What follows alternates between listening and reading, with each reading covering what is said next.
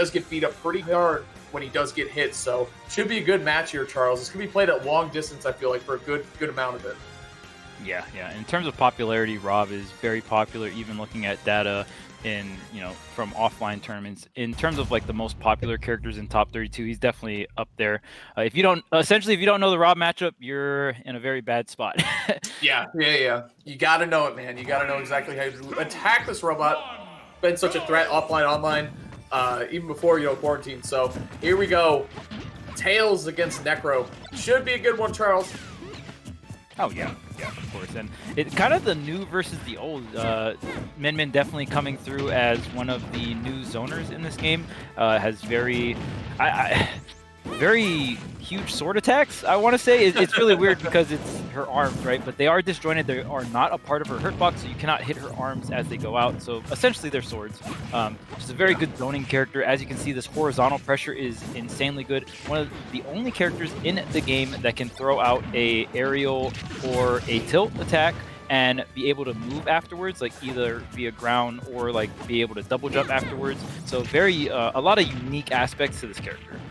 Yeah, she can drift, she can move, she can shoot one or she can shoot two. There's a lot of different options that Min has. Not to mention, the range is really nice, obviously, on her arms attacks, but her up smash is also a reflector. So if you think, all right, she covers the mid to mid-long range really well with her arms, I'm just going to camp her with projectiles, that's also not going to work out because she can flip them back at you. So now we're seeing a situation where Necro down a stock and he's at the ledge. He kind of overcommitted there, Charles, and he's paying the price for it now.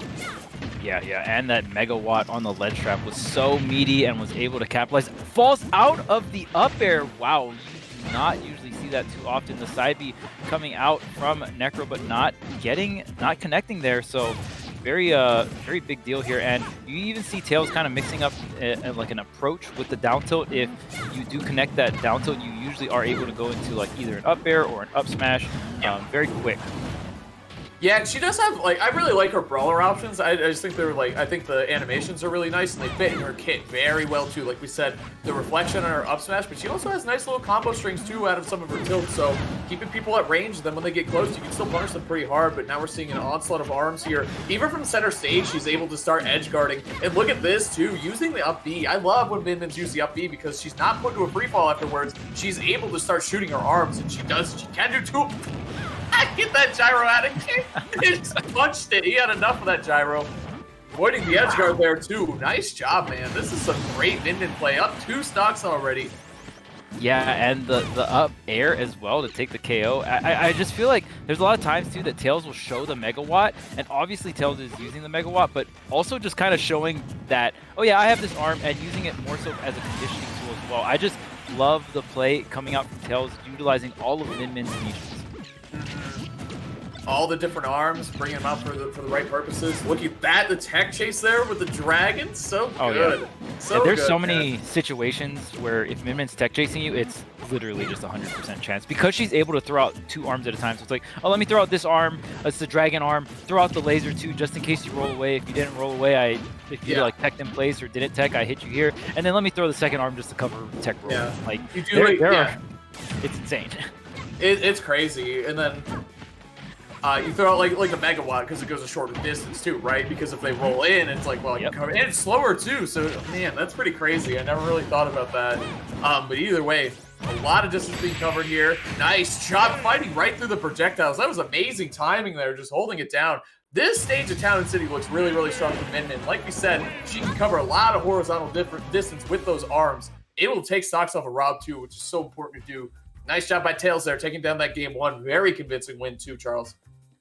Yeah, and again, kind of harping back on Min's arms are not a part of her hitbox when she's attacking like that. So you saw that the arm just kind of ignored the fact that the gyro was there. You got to be very careful in terms of like instant horizontal pressure that's disjointed.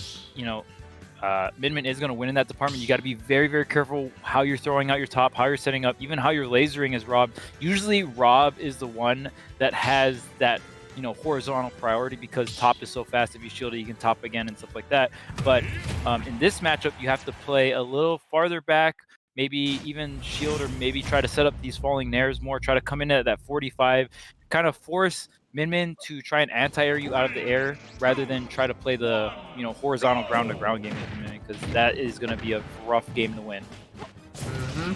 And now we're seeing too, what can Min Min do with these platforms? Because we're talking a lot about the distance she can control right in front of her. But what can she do when her opponent's able to go up and above her? And it looks like she can still cover that distance really well, Charles. So hasn't got touched yet. This is crazy.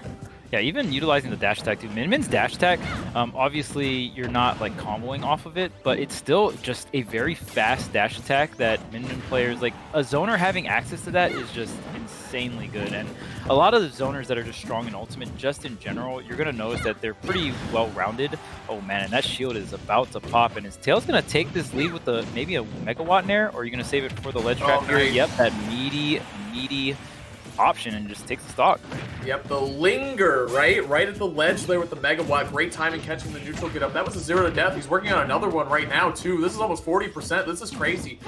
For any character to avoid getting hit by Rob for this long is insane. Like, this is the pressure that the character can put on the table, and already we're looking at another 0 to death. This is looking scary. If I'm Necro, I'm not feeling great right now, Charles.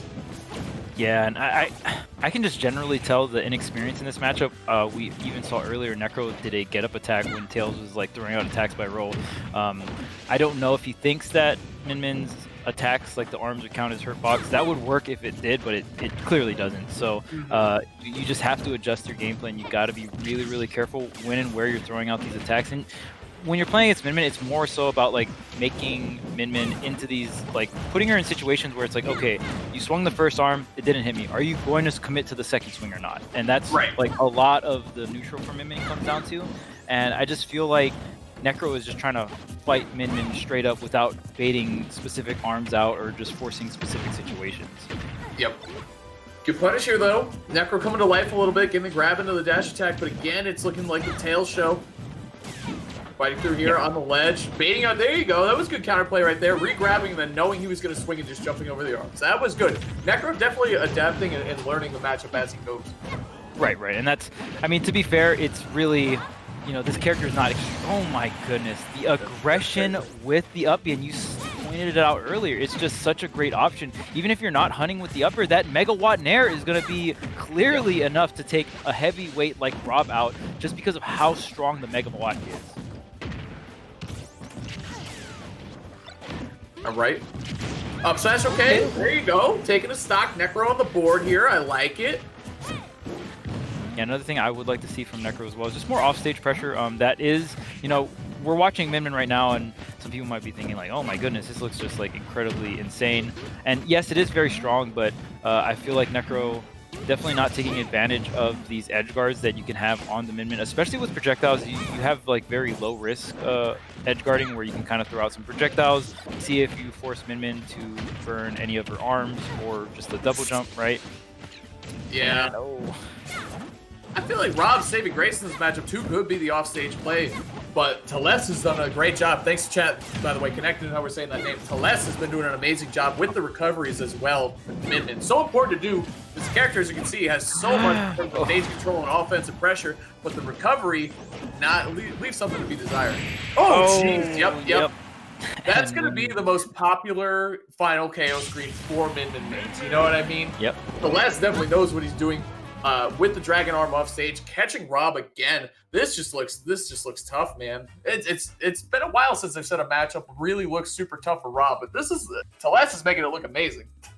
Yeah, Teles played it extremely well there, and right there what we saw is after you get a grab with Min Min, your dragon arm is powered up, so the laser is stronger, able to KO Rob extremely early there. Obviously, that's not a true combo right there. Necro was throwing out the down B in defense. Maybe he thought Teles was going to go off stage there, but you know, for the most part, Min Min generally isn't going to go off stage, and Min Min's going to try to set up like some kind of 2-frame or some kind of like deep aggression like that with the dragon arm, angling it down, shooting out the laser, right? So that situation is tough too, because if you jump out at disadvantage and they angle the dragon arm up, they can catch that too. So definitely not an easy situation to be in. I think, you know, Teles just flipping the coin right, getting the right read there, getting that really early stock. But yeah, Necro's got to figure out something along the lines in neutral, even that offstage game, maybe get some of Teles's stocks off stage, get some of these edge guards going. Definitely something Rob is very strong at too, right? Especially with side B, forward air, down air. You have a lot of options.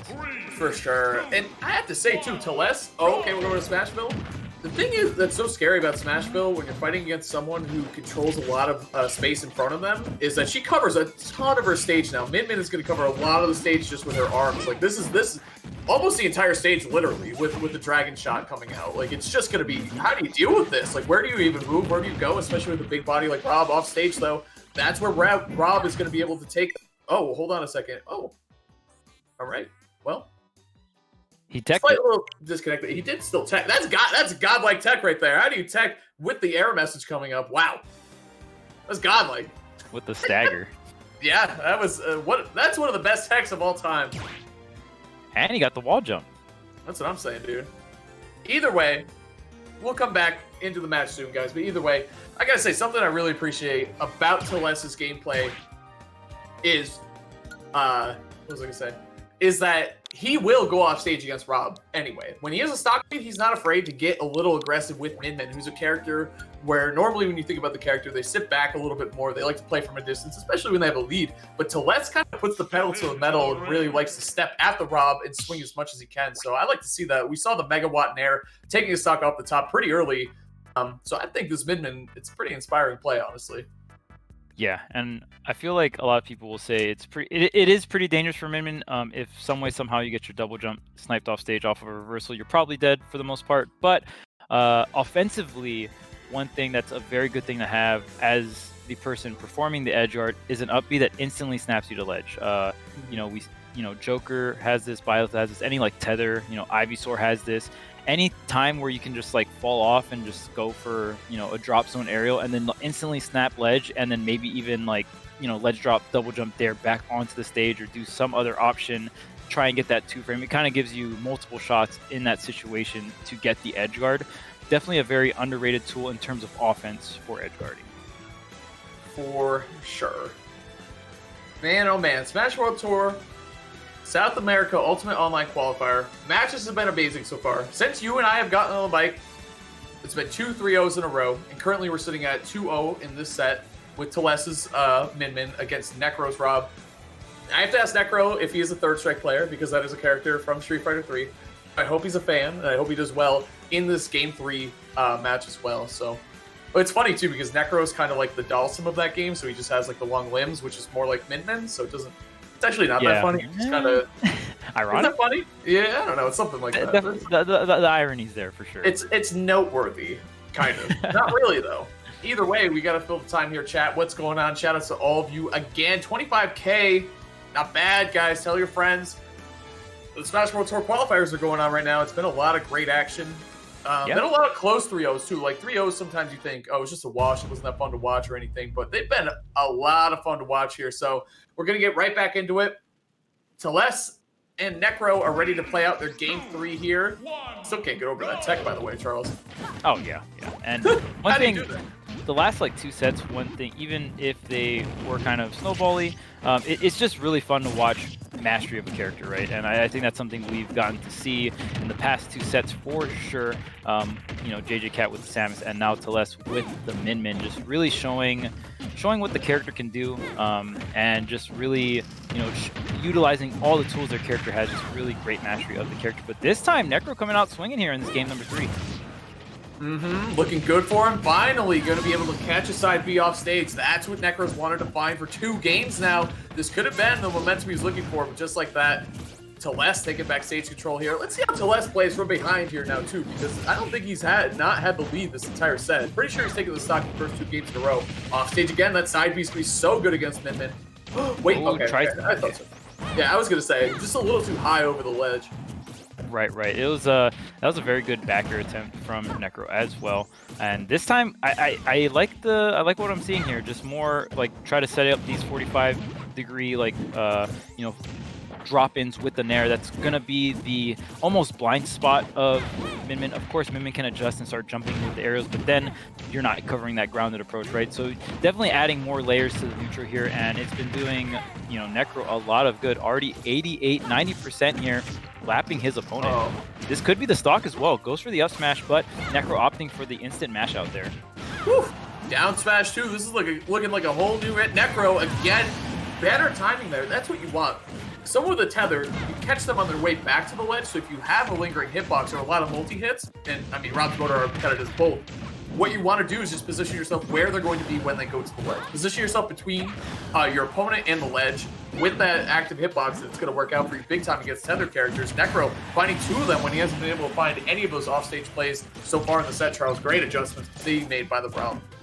Right, and I mean this is the great thing about fighting games in general, just seeing this adaptation, seeing the adjustments come through, and just like that, this looks like a completely different Rob, just able to nail these edge guards, and it's such a big deal because, you know, I mean I think that's probably the biggest deal in a lot of matchups in general, just how easy it is to close out the stock, right? Because just in general for Smash, that is going to be the harder thing to do. Getting damage and all that stuff, that it comes pretty easy, but nailing that stock in disadvantage, that's where it really comes true on like how easy a matchup is, because if you're killing your opponent at 50 with like easy cookie cutter edge guards, then it's a whole different ball game.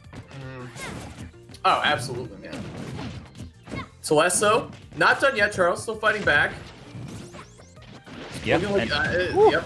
It's just coming in with this rotor arms, dude. Like, what's up? Yeah, the 3 right there. Rob flexing on him at the end too in the splash screen. Very nice stuff there from Necro. Maybe that timeout is what he needed, Charles. Maybe he just needed to readjust. Remember his tools? 3 KOs of the side B off stage. Very good stuff. That's what you want to see from the Rob main. I expect to see more of that from Necro here going forward too. But let's see how, now it's on to Les to kind of adjust. Felt like he was going to run away with that set 3-0. Not looking like the case anymore. Actually impossible to do that. Now he's won 1 game. Yeah, and I feel like Teles was getting away with a lot of like, I feel like Necro was expecting Teles to mainly go for like sink down, then up B, you know, like the standard like tether, I'm going to drop zone, go into that drop zone area, then come up. But what Teles has been doing is being above the ledge and kind of yoinking himself into the ledge from a higher angle, right?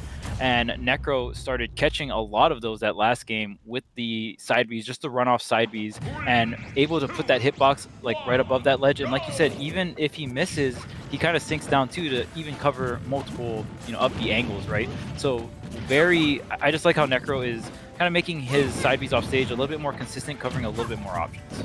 Definitely.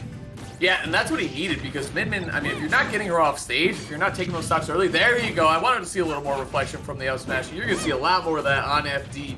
You're facing head-on against this Min. I feel like this is such a good stage for her, Charles. There's just nowhere to go. You got to face her head-on. You got to face the arms. You got to make your way through the barrage, but Necro's doing just that. Look at him already sitting up at the ledge. Good instant roll there, knowing that Rob positioned himself right at the ledge with the gyro. That's clearly what was going to happen. Uh-oh. Uh-oh, can you up B? Okay. Whew. Okay, that was a close one, but able to make it back here. And speaking of reflecting up smashes, maybe Fox should have a little some of that reflect. You know what I'm saying? All right, he's got a reflector. He's got a reflector. Okay, all right. He doesn't need anything. He's fine. Enough about Fox McCloud. Done with that character. All right. Here we go. Wait, does she? Never mind. All right. Oh, was that? Oh, wait, can you make it? Okay. Oh, that was close. You know, and the fact that we even had to question if you could make it just really goes to show how sus that recovery could be, right? Yeah, and here's the counterplay coming out from Teles, is when you are tethering, if your opponent is positioning himself where you're going to be, if you hold on and wait, you can just wait it out and let the side B kind of finish, and then kind of scroll right on by them. You know what I'm saying? So that's good patience there and a good adjustment from Teles. Maybe he forgot about that in the last match, but he's remembering it now, and seeing more or less the same from game 1 and 2, where this Rage Min might take the first stock. Yeah, and I even like the way Teles is recovering in a sense where we saw the reverse up B that didn't go to ledge, but more so just using that to stall himself in that area and then go for the tether, right? Kind of tricking up the timing of when he wants to tether to the ledge. Oh, where are you throwing that back air? Oh no, and that is going to be the stock, and Necro definitely going to take that, but the up smash will clean things right back up. Wow, that gyro avoiding Teles, by the way, like just barely, that would have been so big, because if you take the stock from Rob and are able to secure the gyro, that's a huge part of his neutral and a huge part of his kit that makes him so successful. Oh, the down tilt jabs, or locks, very nice stuff, 60% already. This is looking like danger for Teles.